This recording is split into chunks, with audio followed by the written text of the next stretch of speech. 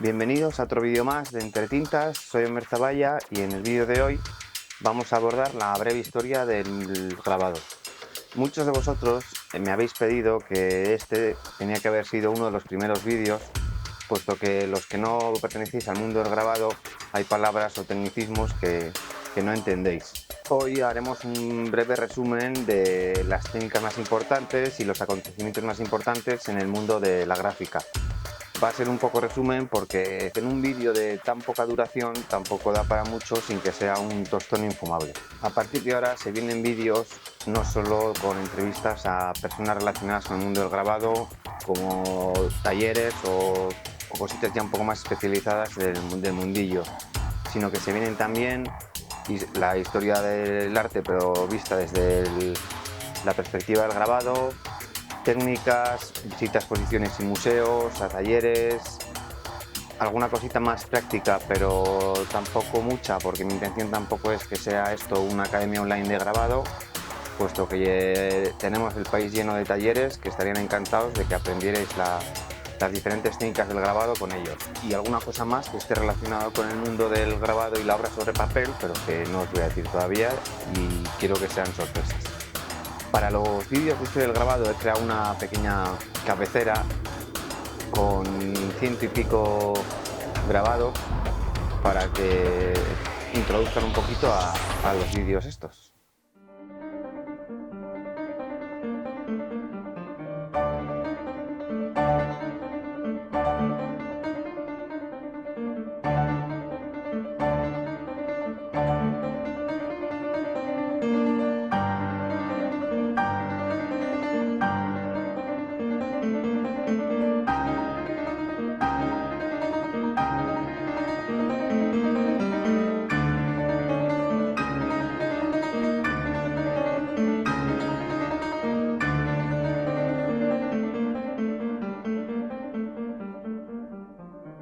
Aunque esto, o esto, o esto otro, o incluso esto, se consideren grabados, este canal está centrado en lo que entendemos por grabado tanto el proceso como el resultado final de la realización de un grabado o de una estampa. Entendemos el grabado como la imagen impresa y repetible que mediante una matriz entintada se transfiere por presión, ya sea de un tórculo o una prensa vertical o a mano, generalmente sobre un soporte como puede ser el papel. Grabar es herir y segregar, profundizar restando material. Es la huella producida mediante un instrumento incisorio sobre un material resistente. El corrosivo atacando la plancha de metal que el artista dejó sin proteger. La transferencia que se desea estampar mediante una pantalla. El grabado es la matriz que se entinta con el objetivo de que esta tinta traspase al papel mediante presión.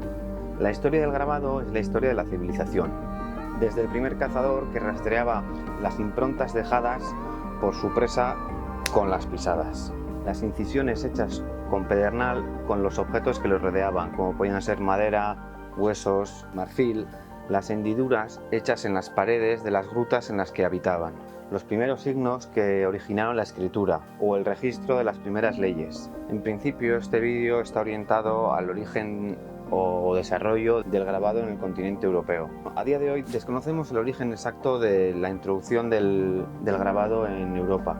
Las primeras fechas hablan de entre el siglo X y siglo XII gracias a la ruta de la seda, desde China pasando por los árabes hasta acabar en Europa. También hay otras teorías que indican que podría ser Marco Polo, gracias a sus viajes a Oriente y comercio con China, el que podría ser uno de los primeros en introducir obras sobre papel o sobre papel impreso en Europa.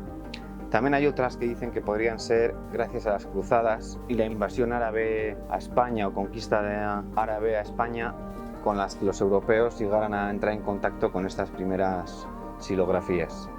Lo que sí se tiene claro es que el origen tuvo que ser en China, tanto del papel como de las primeras planchas xilográficas.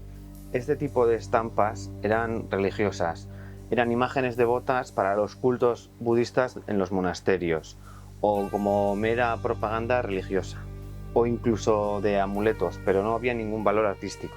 se entendía como un instrumento de propaganda. Siglos después, gracias a este tipo de comercio Oriente-Occidente, comienzan a llegar las primeras estampas en modo de naipes y calendarios, y ya en el siglo XV ya estaba expandido por todo el continente. Hay algo que lo cambia todo, que es la invención de la imprenta de tipos móviles por parte de Johannes Gutenberg en Alemania. Antes de eso ya había prensas dedicadas a la imprenta, pero no que tuvieran los tipos móviles. Esto de los tipos móviles hace que las composiciones de las palabras sean intercambiables, las letras, y puedan realizarse mucho más rápido. Esta invención hizo que se pudieran mecanizar los procesos del grabado. Posiblemente antes ya las primeras estampas fueran impresas mediante presión manual directamente sobre el papel. El grabado supuso uno de los cambios más trascendentales para la humanidad. Sin embargo, mientras la imprenta sí se le ha reconocido el valor como transmisión de la cultura, al grabado no se lo ha reconocido. El grabado en sus inicios suele considerarse como una mera decoración de los libros impresos, una imitación a las miniaturas en los códices medievales. Este tipo de miniaturas aparecían en las partes de arriba de las hojas, en las que se escribían iniciales o algún dibujito, así como para darle un toque de color a las hojas. Bueno, a las hojas no, a los pergaminos, vamos. La impresión de los libros vino a abaratar los costes tanto de producción como económicos de la transmisión de la cultura, haciendo posible que mucha más gente tuviera el acceso a este tipo de conocimientos antes restringidos para la mayoría. Tenemos que entender que en esta época la gente no sabía leer, por lo tanto la verdadera transmisión de la cultura fue el grabado y no el libro. La imagen impresa nos trajo algo nuevo que hasta entonces no se había visto, y era una herramienta capaz de todo lo que pudiera ser transportado a una imagen impresa podía replicarse fácilmente, fueran estudios botánicos, estudios arquitectónicos, avances tecnológicos, estampas religiosas, historia del arte. Todo lo que fuera conocimiento era reproducible. Hasta entonces, este vehículo transmisor de la cultura había sido copiado de uno en uno en monasterios, pero es que la estampa hizo posible replicarlos muy rápidamente. Hasta esa época nunca había sido tan fácil traspasar conocimiento. Esto es gracias a la multiplicidad del poder de la estampa, porque una vez ya tenemos la plancha preparada es entintar y estampar, entintar y estampar, entintar y estampar. Claro, tenemos que entender que estamos a finales de la Edad Media. Este tipo de conocimientos estaban restringidos a las cortes reales, a los monasterios y a cositas muy específicas. A nivel popular, el populacho suficiente tenía con poder comer todos los días. De lo que más se pudieron beneficiar de la estampa fue sobre todo de la estampa religiosa, lo que comúnmente llamamos estampitas. Esto hizo que cualquier virgen, santo y demás pudiera ser reproducible mediante la talla de una plancha y tener el santo de turno en casa. Todas estas primeras estampas fueron madera, silografías, porque la madera era un material común en toda Europa, cuando Europa todavía estaba llena de árboles, y al final no dejaba de ser tallar una plancha de madera y entintar y a estampar. En Europa se empiezan a respirar aires nuevos. Surge el Renacimiento en Italia. El Renacimiento es un fenómeno cultural que retoma los principios de la cultura clásica a través del humanismo, y el grabado se convierte en un elemento fundamental en la difusión de la cultura clásica en la segunda mitad del siglo XV. El populacho ya tiene asumido que el grabado es un vehículo de difusión del conocimiento, un arma de propaganda, un sermón gráfico o un recuerdo de un suceso singular. La reproducción es amplísima, sistemática y llega a todos lados. Otro acontecimiento que se da en la historia del grabado es que con estos nuevos aires empieza a liberarse del servilismo al que ha estado sometido por parte de la Ilustración y cae en las garras de la reproducción. Los gremios grabadores comienzan a realizar estampas por encargo. Y pensaréis, bueno, pues esto es bueno, ¿no? Pues no. En este momento es cuando la pintura y la y la escultura se nos escapan. Pasan de estar consideradas como simples artesanos, como pueden ser plateros, joyeros, orfebres, curtidores, sopladores de vidrio, grabadores, aumentando su estado al de artista. Hasta entonces el artista siempre se le había considerado como un mero artesano. A partir de ahora los gremios de grabadores comienzan con las copias literales de las obras de arte, como quien ahora va al Prado, al Reina Sofía, al Guggenheim, al museo de turno y se compra las postales de las obras que más le gustan de ese museo. Pero no todo iba a ser malo. Aquí se da inicio a lo que podríamos llamar grabado artístico. Hasta entonces, como hemos estado hablando antes, siempre había sido un mero sistema de representación de imágenes, no era nada artístico. Gracias a los orfebres, plateros y demás trabajadores del metal, en el siglo XV nace en Alemania la calcografía. La calcografía es grabado sobre metal. A diferencia de la xilografía, la calcografía se desarrolla independientemente del libro, porque la impresión calcográfica varía en el sistema al xilográfico, mientras que en el sistema de impresión xilográfico la tabla, la plancha de madera iba al nivel del tipo móvil del libro. La plancha calcográfica es mucho más fina. Tenéis que entender que no estamos hablando de planchas de 5 centímetros de grosor, sino que hablamos de milímetros, de incluso micras. Y esto hace que por las diferencias de alturas fuera imposible realizar estampas en condiciones. La tinta en la calcografía va en los surcos, va dentro de la talla, mientras que en la xilografía va en superficie, es en las partes en las que no se ha tallado. Su aparición se debe a la necesidad de poder realizar tallas mucho más finas, delicadas, tanto por su profundidad como por su nivel de detalle.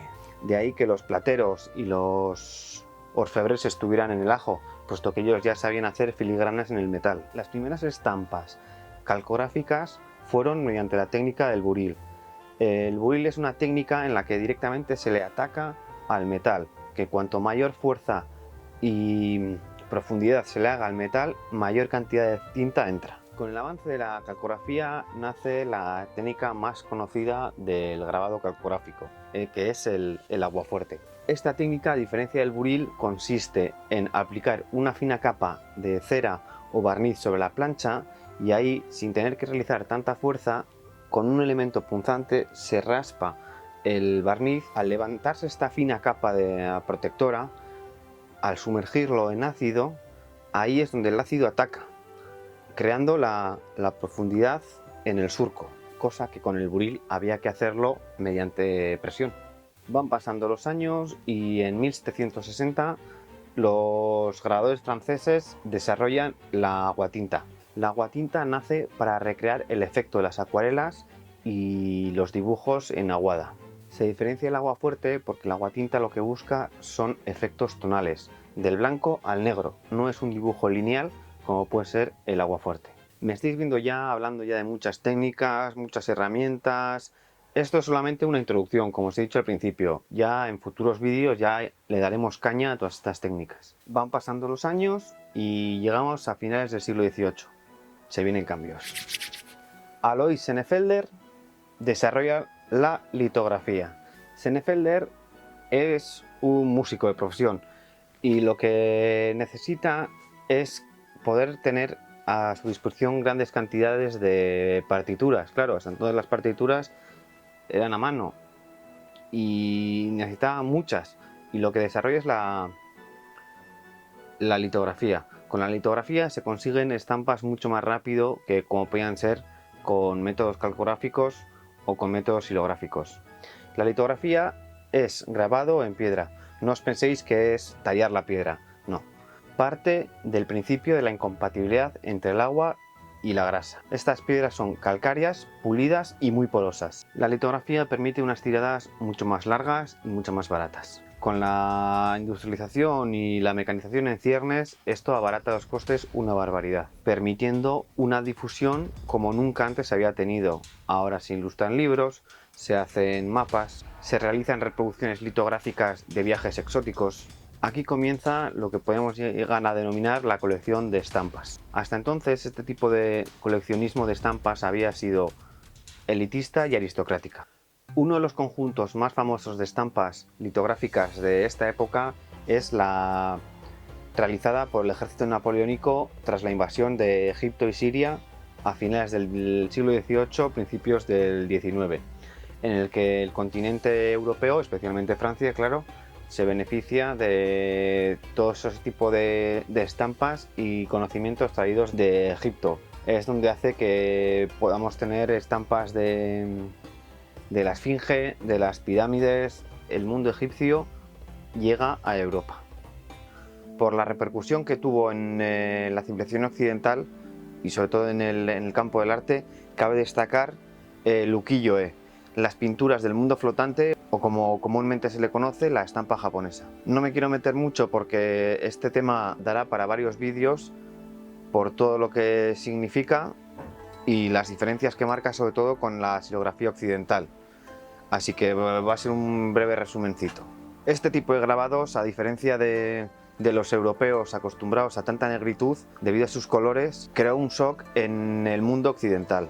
Tenemos que ponernos en el contexto histórico de Japón, un archipiélago en el extremo oriente, en la otra punta del mundo para Europa, en el que había un hermetismo total hacia el comercio con Occidente. Con el aperturismo de Japón en el siglo XIX y la apertura de sus puertos a buques mercantes permite el comercio con un país que hasta entonces había sido muy cerrado al mundo occidental. El aperturismo permite la importación de grabados japoneses a Europa.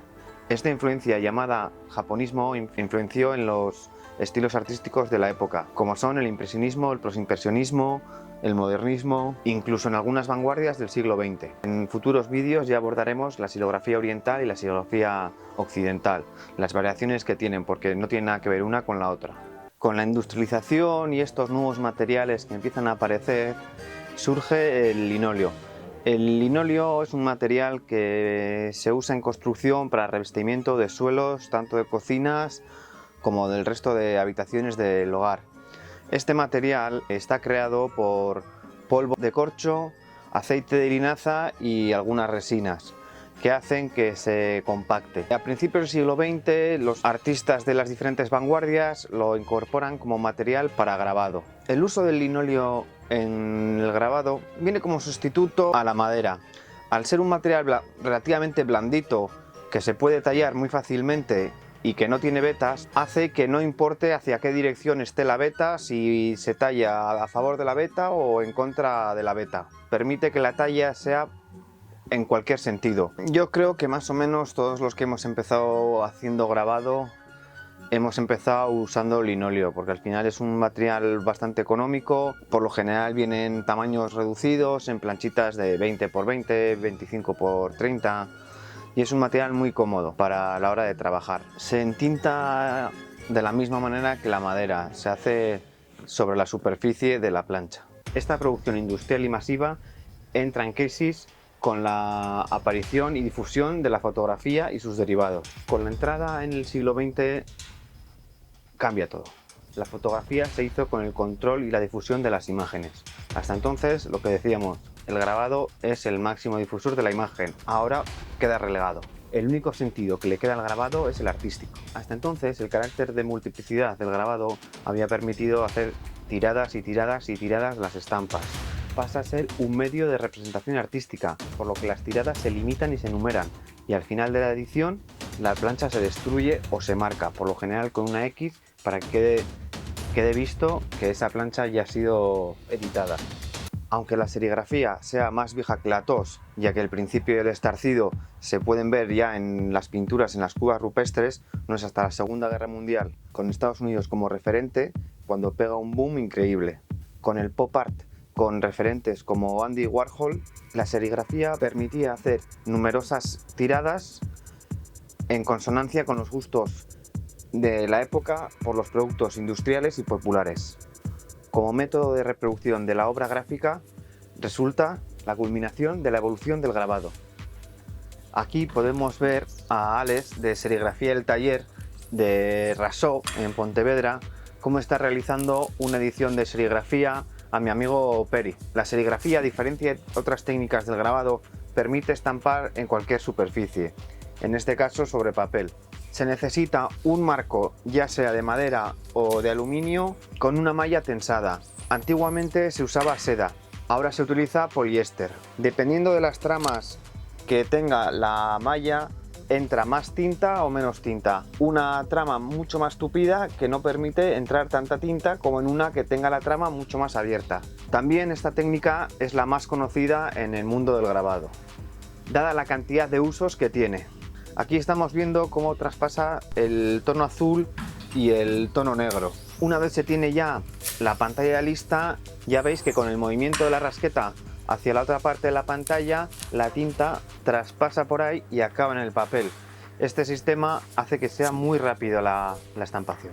Para elaborar la serigrafía de Perí que estamos viendo, se necesita una pantalla por cada color, o sea, amarillo, rojo, azul y negro.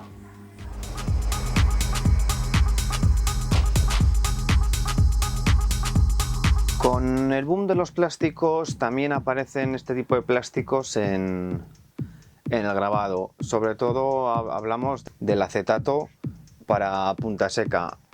No llega a ser un sustituto del aguafuerte, pero sí es una técnica que se trabaja de la misma manera que el aguafuerte y el buril, o sea, mediante líneas. La ventaja de la punta seca sobre acetato, comparándolo con las planchas metálicas, es que al ser transparente le puedes poner una imagen debajo y calcarla, y que el plástico es un material bastante más blandito que el metal. Pero una de las desventajas que tiene es que sea tan blando permite hacer entre 10, 15, a lo sumo 20 copias como máximo del grabado, porque ya pasadas las 10 ya hay detalles que empiezan a perderse. Llegamos al siglo XXI. En un mundo tan digitalizado y tan tecnológico, no sabemos a qué puerto o a dónde nos llevará el grabado. En 1998 la Calcografía Nacional hizo una exposición llamada La estampa digital, donde se presentaban diversas propuestas en torno a la imagen generada por ordenador. Podríamos definir la estampa digital como cualquier imagen generada desde un ordenador. Es complicado pronosticar cuál será el futuro del grabado. Existen ya algunas posturas que apuestan por métodos ya puramente digitales. También se está apostando por la hibridación de técnicas tradicionales y digitales. Por ejemplo, ahora mismo el Photoshop es una herramienta básica para cualquier grabador. Ahora hay técnicas tipo fotograbado, fotopolímero, que se están usando mucho en el mundo del grabado. Al final, lo que permiten es imprimir o traspasar a la plancha una fotografía ya en calidades muy buenas.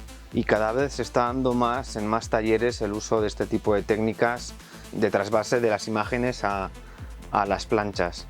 Sí que pierde un poco la sensación de grabado clásico o tradicional, pero bueno, es una técnica que viene muy bien dependiendo para qué la quieras usar, vamos.